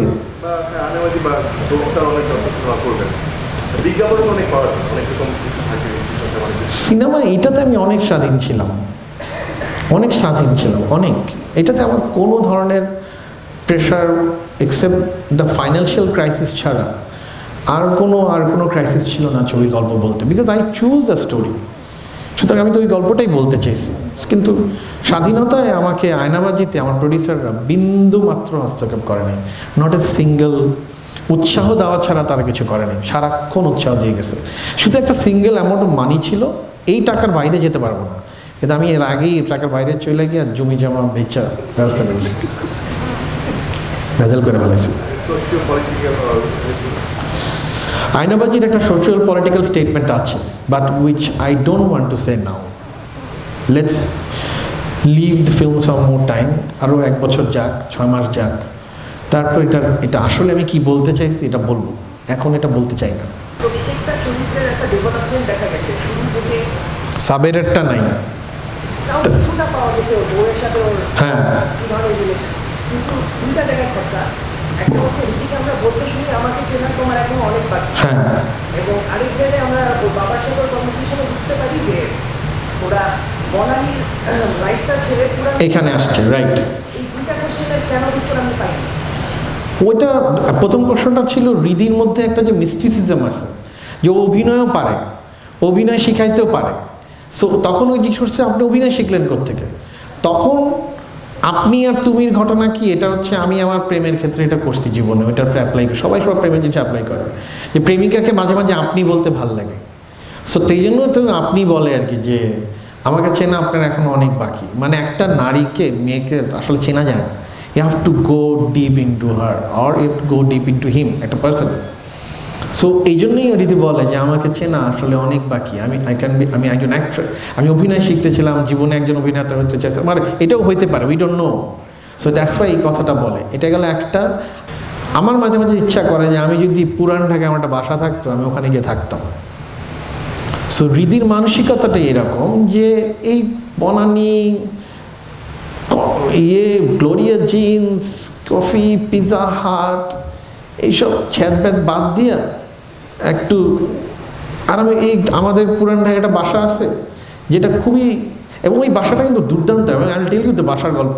ওইখানে গিয়ে থাকি, ওইখানে গিয়ে থাকলে আমাদের শান্তি লাগবে, আমার মায়ের কথা মনে হবে, যার মা অনেক আগে মারা গেছে। এই জন্য ওইখানে চলে আসে। হৃদির মানসিকভাবে হৃদিকে এক ধরনের শ্রেণীচ্যুত জায়গায় পরিণত করা হয়েছে, এবং সেটা হৃদিকে আসলে শ্রেণীচ্যুত আসলে হয় নাই সে, কিন্তু আমি বলছি যে এক ধরনের লাক্সারি, এক ধরনের জীবনের চাকচিক্য ছেড়ে এরকম জায়গায় আসছে। এই জন্য সে হেঁটে চলাফেরা করে। হৃদুর মেয়ে তো হেঁটে চলাফেরার কথা না, কেন করে? বিকজ আমি এদিকে আমি দেখাতে চাইছি যে ওটা ছেড়ে আসছে, এই কারণেই ও সাধারণভাবে একটা ছেলেকে ভালোবাসতে পারে, নাহলে সে আয়নার প্রেমে পড়ার কথা না হৃদির। আমি এমন একটা বাসা খুঁজছিলাম যেই বাসাটা পুরান ঢাকায়, কিন্তু ওরা ডেভেলপারকে দেয় নাই, আদি থেকে পাইছে, এবং খুবই শিক্ষিত একজন বাসা, এরকম কারো বাসা। সো খুঁজতে খুঁজতে এই হৃদির বাসা যাদের, সেই বাসাটায় পেলাম, নিজামদের বাসা।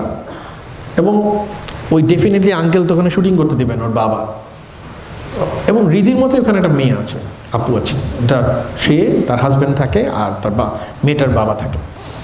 তো আঙ্কেলের কাছে গেলাম, আঙ্কেল এরকম একটা গল্প 2 দিন করব, শুটিং করা যাবে এখানে। প্রথম দিনই মানা করেছে অন্যদেরকে, তারপরে আমি গেছি। আমার একটা সুবিধা আছে জীবনে, আমি আমার লুলাত্ব অনেক জায়গায় বেচছি।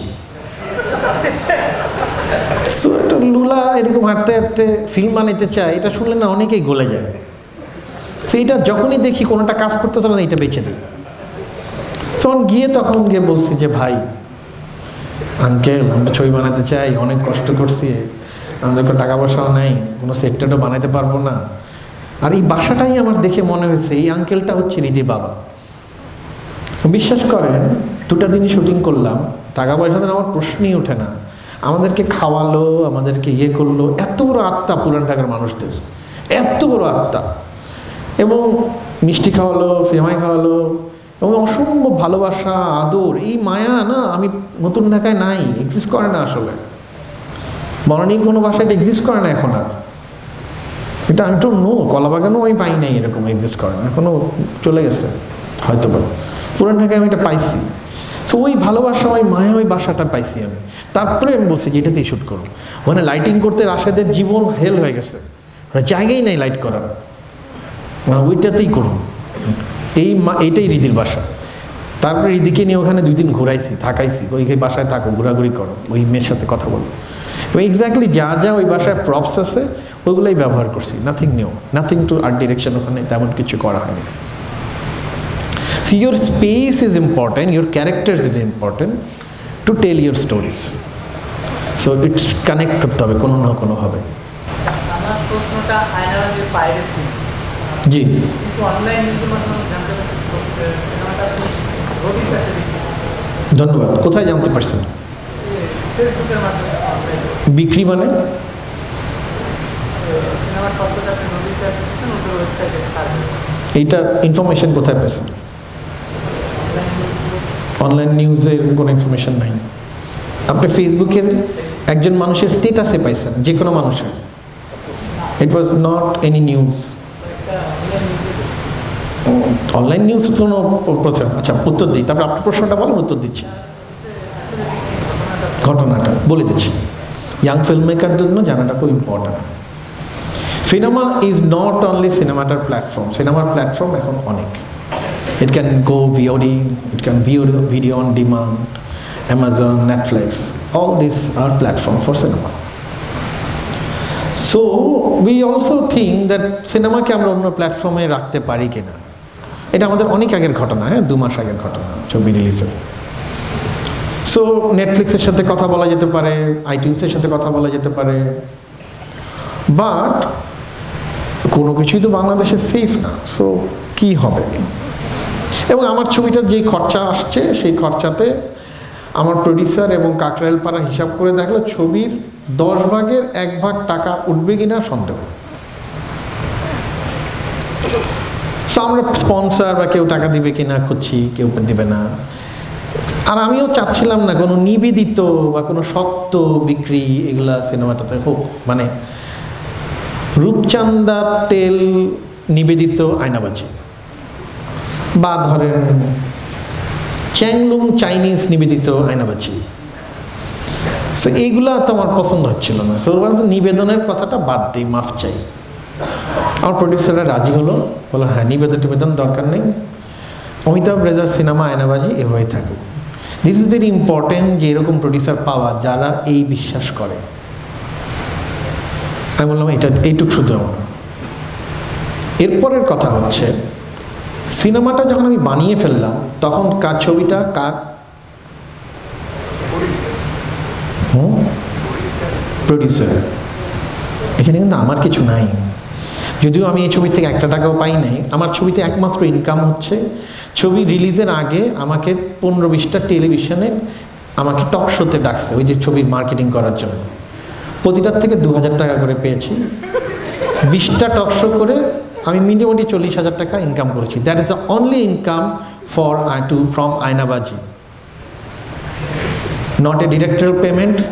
দ্য অনলি পার্সন, আমি আমার অ্যাসিস্ট্যান্টরা এই ছবিতে কোনো টাকা নিইনি, বাকি সবাই টুকটাক নিয়েছে, অ্যাক্টার্সরা নেয়নি, বেসিক্যালি নাবিলা এবং আরও চন্দ্র ভাইও খুব মিনিমাল যারা ইয়ে করছে। Everyone paid except director. 40,000 টাকা পাইছি, ওইটা কিন্তু মাছরাঙ্গা দিছে 10টা, ওই 24 দিছে, আর খারাপ একটা চ্যানেল আছে ওই কি জানি দিছে 1000 টাকা খামের মধ্যে।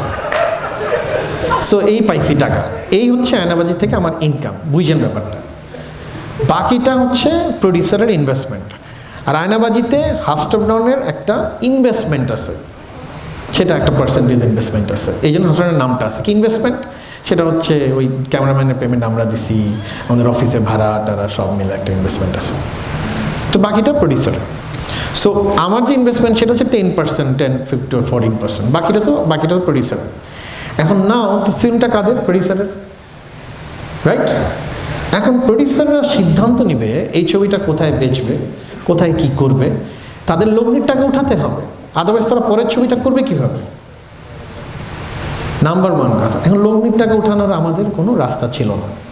সো আমরা কোনো রাস্তাই ইউজ করি নাই শেষ পর্যন্ত। আমরা যেটা করা হলো, তাহলে অ্যাটলিস্ট আমাদের গানগুলার থেকে কিছু টাকা আসতে পারে, শুধু গানগুলো মাইন্ডেড। সেটা কীভাবে? রবি বলি এসব বলি, এরা কেউ আমাদের টাকা দিতে রাজি না। ওরা কেন টাকা দেবে? আয়নাবাজির মধ্যে ছবি একটা, এটাতে গান নাই, নাচ নাই, কিছু নাই, হুদাই একটা ছবি, আর্ট ফিল্ম আর নাটক বল টেলিফিল্ম, এই টেলিফিল্মের জন্য টাকা দিবে কেন? সে কেউ দিবে না। তখন তারা আমাদের বললো ওকে ফাইন, তোমাদের কিছু দরকার নেই, আমাদের ডিজিটাল প্ল্যাটফর্মটা আমরা তোমাদেরকে ব্যবহার করতে দেবো। So you use our digital platform, বিনিময়ে আমরা তোমাদের মার্কেটিং করবো, বুস্ট করবো, সবার কাছে পাঠাবো যে গানগুলা দাও, এই গানগুলো শোনো, আরবিটি করো, গানগুলো শোনো। আমার ছবিতে তো গান নাই, কিন্তু গানগুলো তো বড় বড় অনেক গানগুলো আছে। সে গানগুলো শুনলে প্রতিটা গানে ওই সাবস্ক্রিপশনে গান, তারপরে যে তোমার ওই বিহাইন্ড দ্য সিন টিন এইসব ভিডিও কন্টেন্ট মিলায় কেউ সাবস্ক্রাইব করলে ওখান থেকে আমরা 50% টাকা পাবো। That is the only thing, that is the only digital partner, there is no সত্য বিক্রি শিট। ওকে, বোঝা গেছে? এইবার এত কিছু করার পরে তারা বললো যে আমাদের একদিনের জন্য আমাদের একটা অ্যাপ আছে রবি টিভি, সেই অ্যাপে আমরা কি তোমাদের ছবিটা 3 দিনের জন্য উঠাতে পারি? 1 মাস আগের গল্প সেটা, ছবির তখন রিলিজও হয় নাই। আমি বললাম ইম্পসিবল, এটা তো হবে না। বলে যে ভিওডি প্ল্যাটফর্মে তো হয়, বিভিন্ন ভিওডি প্ল্যাটফর্মে কাজ করে, আমার প্রডিউসাররাও বললো। আমি বললাম যে ঠিক আছে, তাহলে অ্যাটলিস্ট 4 সপ্তাহ পরে যাই, কারণ ছবি তো চলবে। তখন আমরা বললো ঠিক আছে 4 সপ্তাহ পরে এটা যাওয়া যেতে পারে। তখন I ask what is that app? এই অ্যাপটা কি কোনো way it can download or it can মানে ডু এনিথিং এলস?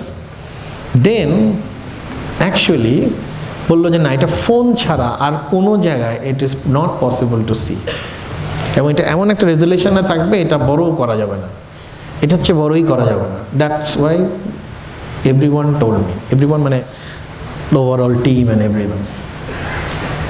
তখন আমি বললাম আচ্ছা ঠিক আছে, তাহলে তো কিছু করার নেই। এমনিতে আমাদের কী লাভ হবে? আমাদের লাভ হবে ওরা আমাদের মার্কেটিংয়ে বুস্ট করবে, ওদের ফেসবুক পেজে আমাদের জিনিসপত্র দিবে। আমাদের তো উপায় নেই, আমাদের টাকাই নেই কোনো মার্কেটিং করার। আয়নাবাজিতে খুলে মার্কেটিংয়ের বাজেট ছিল 5 লাখ টাকা। আপনাদের মনে হয় না অনেক মার্কেটিং করছি? 5 লাখ টাকা মার্কেটিং বাজেট ছিল অনলি। আয়নাবাজির এত প্রচারণা, এটা only because of strategy, it is not টাকা খরচ করা হয়েছে। আয়নাবাজিতে কোনো জায়গায় মার্কেটিং টাকা খরচ করা হয়নি। সো ডিজিটাল প্ল্যাটফর্মে রবি টিভিতে এটা চলবে, এটা দায়িত্ব দিলে, এবং এটা বললো যে এটার সাইজ হচ্ছে বড় হবে না। আমার প্রযোজক এবং আমরা সবাই সো স্টুপিড, আমরা এইটা বুঝি নাই, অ্যান্ড উই আর স্টুপিড। আমরা আসলেই একদমই most rubbish thing on earth যদি হতে থাকে সেটা। দেন সামহাও এটা যখন 4 সপ্তাহ চললো, আমার মাথায় নাই এটা যে চুক্তি হয়ে আসছে 16-20 তারিখ 9 তারিখ যাবে, আমার মাথায়, আমি দৌড়াইতেছি হলে হঠাৎ করে আমি শুনি এটা তো গেছে গা। আমি তো মাথায় হাত দিয়ে এটা গেছে মানে এটা আমার আটকাইতে পারলি না তোরা? চুক্তি দিচ্ছি, এটা কেউ দেখতে পারবে না, শুধু মোবাইল টিভিতে। আমি শিওর 100% কোনো অসুবিধা নেই। দেন ওই দিন রাতেই আমি খবর পাইলাম যে 15 মিনিট ডাউনলোড হয়েছে। আমি সাথে সাথে রবিকে বললাম, এবং রবি না, আমার যারা প্রডিউসার ছিল, ভাই ইট ইজ ডাউনলোড হচ্ছে, নামায় দেওয়াটা। সাথে সাথে রবিটাকে আনলিজ করে দিছে, রবিটা নামাই দিছে। But one guy named Rashid, his name is Rashid নাম একজন লোক, he actually ওই রবি টিভি থেকে কোনোভাবে এটাকে স্ক্রিনে ব্লো করছে, এইচডি ব্লো করছে। ওটা ফাইটে গেছে, সাউন্ডও শোনা যায় না, কিছু শোনা যায় না। ওটা ব্লো করে হি মেড ইট একটা ক্লিপ, 1 ক্লিপ কিন্তু, এবং দেন এটা সামহাউ বুস্ট করছে, ভাইরাল করছে। এবং we are the beautiful people ফেসবুকের, we feel that we share it to everyone. It's so lovely. Let's share it. I have it. And for that, Ayanabajir international distribution in a toss. If it is an online, আপনারা জানেন Aynabaji is the only film যেটা ইন্ডিয়াতে কলকাতায় release হতে যাচ্ছে, যেটা যৌথ প্রযোজনা ছাড়া এবং উইদাউট এনি দ্বিপাক্ষিক চুক্তি। মাইন্ড ইট, উইদাউট এনি দ্বিপাক্ষিক চুক্তি, মানে দের ইজ নো ফিল্ম যে ওদের থেকে আমাদের নিতে হবে আয়নাবাজি চালানোর জন্য। Aynabaji is the only film in this history of Bangla cinema, they are taking it as they buy মানে হলিউডের যে কোনো সিনেমা। বোঝা গেছে? যেরকম করে স্পাইডারম্যান ওরা ডিস্ট্রিবিউট করে এবং কিনে, ঠিক ঠিক এক্স্যাক্টলি এরকমভাবে অ্যাজ এ এক্সপোর্ট ফিল্ম হিসেবে, ইম্পোর্ট ফিল্ম হিসেবে আয়নাবাজি যাচ্ছে। নো দ্বিপাক্ষিক চুক্তি। বাট গাইজ, আমাদের দেশকে আমরা এত ভালোবাসি, এই মাটিকে আমরা এত ভালোবাসি, আমাদের মাটির জিনিসটাকে আমরা অঙ্কুরেই মেরে ফেললাম। Maybe it is possible, maybe not, I don't know, but এটার কারণে আমরা একটা এখন ফাইট করতে হচ্ছে। ইট is not like any other ছবি যে শিকারি বা আদান প্রদান হয়েছে, যৌথ প্রযোজনার, ওদের একটার আমাদের একটার, এসব নাই। ইট ইজ আওয়ার ফিল্ম, আমাদের ছবি, আমরা ওদের ওখানে দে আর টেকিং ইট। এটা সুযোগটা আপনারা, আমরা এত ভালোবাসি দেশকে, নষ্ট করে দিলাম বা দিতে পারি, এখনও সম্ভাবনা আছে। We are fighting. 4,500 সাইট নামাইছি আমরা গত 4 দিনে। গত 5 দিন আমি ঘুমাই নাই, প্রতি রাতে আমার ঝরঝর করে চোখ দিয়ে পানি পড়ছে শুধু। One mistake I did, that I didn't stop it. Of course I did the mistake. আমি বিশ্বাস করি আমি মিস্টেক করছি, বিকজ আমি কেন এটা মাথায়, এই বুদ্ধিটা আমার কেন হইল না যে ইট ক্যান হ্যাপেন। এবং একটা ভুলের কারণে একটা ফাইল, একটা চুরির file, we people are spreading it with pride. Don't you think এটা আমার দেশের জন্য কত বড় ক্ষতি? দেখেন, পাইরেসি নিয়ে যদি কথা বলেন, পাইরেসি নিয়ে আমি কথা বলার কে রে ভাই? সারা জীবন তো পাইরেটেড ছবি দেখছি, কোরিয়ান ছবি দেখছি, জাপানিজ ছবি দেখছি, ইরানিয়ান ছবি দেখছি, কয়টা ছবি আমরা নতুন ডিভিডি কিনে। হ্যাঁ, আমি অনেক ছবির অরিজিনাল ডিভিডি কিনছি, বিকজ আমার সামর্থ্য ছিল, আমি বিজ্ঞাপন বানাইছি। বিজ্ঞাপন মানে আমি যে জায়গায় গেছি, আমি ভালো ডিভিডি পাইছি, আমি কিনছি। কিন্তু সারা জীবনই তো টরেন্ট দিয়ে ডাউনলোড দিয়ে ছবি দেখি। তাহলে জীবনে সব কোনো সফটওয়্যার, কয়জন মানুষ আছে সফটওয়্যার, পাইরেটের সফটওয়্যার আছে? এটা পাইরেট নিয়ে আমার কথা বলার কে? আমি জানি সেটা, I am not saying, but এখন থেকে তো আমি জীবনে কোনো দিন আর পাইরেটের ডিভিডি দেখবো না। যত হিন্দি ছবি চলে এইসব জায়গায়, বিভিন্ন জায়গায়, I am not going to buy it, because আমার রক্ত যা ঝরছে গত 5 দিনে। অনেকে ফেসবুকে SMS করে, ফেসবুকে বলে যে ভাই ইয়ে করেন, ওই যে আপনি কেন দিলেন, আমাদের সিনেমা ধ্বংস করে দিলেন, এই করে দিলেন, আমাদের শেষ করে দিল। ভাই, আমি 15 বছর যাবৎ প্রস্তুতি নিয়েছি এই সিনেমাটা বানানোর জন্য মানসিকভাবে। আপনি আমার দুঃখ কি বুঝবেন? So my point is, we never sold this film to anyone. It was digital partner and we haven't taken any money from Robi. Our producer onayni. It's a digital partner. যতজন সাবস্ক্রিপশন করবে ততজন, but that was a mistake. We did. It's not only my producer, but দোষ দিয়ে লাভ নাই। Everyone did, যারা আমরা ফুল আয়নাবাজি টিমে ছিলাম। We did a mistake. And এই মিস্টেকটা আমরা একটা করছি। আমাদের প্যান্টটা অল্প খোলা ছিল, আপনারা টেনে পুরা খুলে দিয়েছেন। আপনারা মানে the people of Facebook. I love Facebook. আমি চাই না ফেসবুকে আর বেশি দিন থাকতে, because this Facebook kill my whole dream, our dream. So hopefully fight for it, fight for piracy. যদি সিনেমা ভালোবাসেন, spread it out and go to cinema hall and watch films, any films, not necessarily Aynabaji. Watch any films, যা পচা সিনেমাগুলো দেখে ফেলেন, ticket কেটে cinema দেখেন, এটাই নিয়ম। আমাকে অনেকে বলে টাকার জন্য বেঁচে দিচ্ছে। আরে ভাই, আমার চঞ্চল টাকা দিয়ে টিকিট কেটে সিনেমা দেখতে গেছে, নিজের টাকা দিয়ে। আমি আমার মায়ের টাকা দিয়ে টিকিট কিনে দিছি, কোনো অ্যাক্টার্সকে সুযোগ দিইনি আমি ফ্রি টিকিট দেখানো। অনেক জায়গায় বলছে ফ্রি শো করেন, এই করেন। আমাদের এখানে চিটাগাঁয়ে বলছে যে আমরা প্রাইভেট শো করি, আমি বলছি না, সিনেমা হল সবার আগে। সিনেমা হলে সিনেমা নামবে, তারপরে এনি প্রাইভেট শো, এর আগে কোনো প্রাইভেট শো হবে না।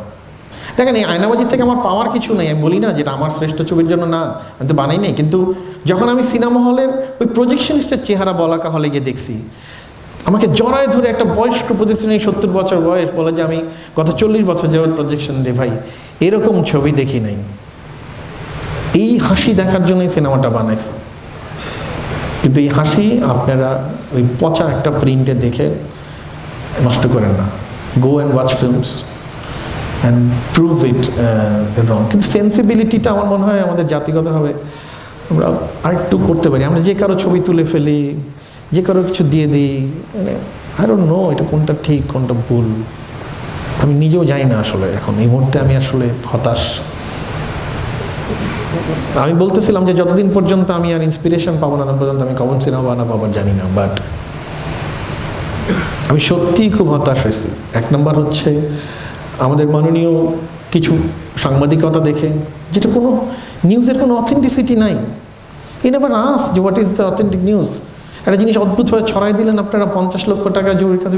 হু told you? Where you got this information? Ask twice. আরেকবার খবর পেলাম 10 কোটি টাকার ব্যবসা করছে সিনেমা। কোত্থেকে পাইছেন আপনি কাগজ? হ্যাঁ, YouTube. How source, authentic source you have YouTube. কোথা থেকে পাইছেন এই news? So don't trust anything. You are a filmmaker, সত্যের অনুসন্ধান করেন, ট্রাস্ট দ্য রাইট থিং। অদ্ভুতভাবে ফেসবুকে একটা মানুষের স্ট্যাটাসে বলে ফেলেন, তারপরে হ্যাঁ আপনি ঠিকই বলেছেন। একটা কথা বলবেন, ওইখানে নিচে একজন বলে যে একদম ঠিক, তারপরে 4টা একদম ঠিক আসে। আর পরে যখন একদম বাল বলছেন, পরে দূর বলছে, আবার পরেরটা শুরু হয়। অদ্ভুত। Use your brain.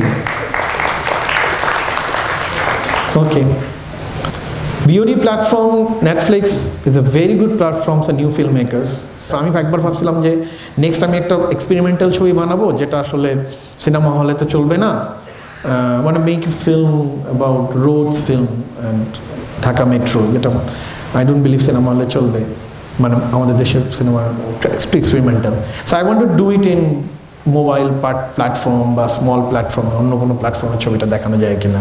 মানে ইয়াং ফিল্ম মেকারদের জন্য খুব গুরুত্বপূর্ণ এই ধরনের প্ল্যাটফর্ম। বাট দুঃখজনক ঘটনা, আমাদের দেশে বোধ হয় না এই প্ল্যাটফর্ম কাজ করবে। আমরা 40 না, আসলে আমরা 450 বছর পিছায় আছি পৃথিবীর যে কোনো দেশ থেকে, এই জায়গার থেকে। মানে পৃথিবীর সব দেশে ইউএডি প্ল্যাটফর্ম কাজ করতেছে, আমাদের দেশে করতেছে না। খুবই দুঃখজনক, বিকজ আমাদের attitude. First we have to stop seeing pirated DVD. এই সেন্সিবিলিটি আগে তৈরি করতে হবে। পৃথিবীর কোনো দেশে এরকম খোলা উলঙ্গ অবস্থায় পাইরেটেড ডিভিডি বেচা হয় না। আমাদের দেশে যতগুলা এই বসুন্ধরা থেকে শুরু করে সব জায়গায় যারা বিক্রি করে, পৃথিবীর কোনো দেশে পাবেন না এটা। পুলিশ তুলে নিয়ে চলে যাবে। যান না আপনি, ইভেন বোম্বেতেও যান না আপনি পাইরেটেড ডিভিডি কিনতে। উলঙ্গভাবে আমরা এগুলো বিক্রি করি। সো আমাদের তো অ্যাটিটিউডই প্রবলেম আছে। সো আমাদের দেরি আছে। তারপরেও fight for good cinema. Thank you very much. আপনারা অনেক ভালো থাকবেন।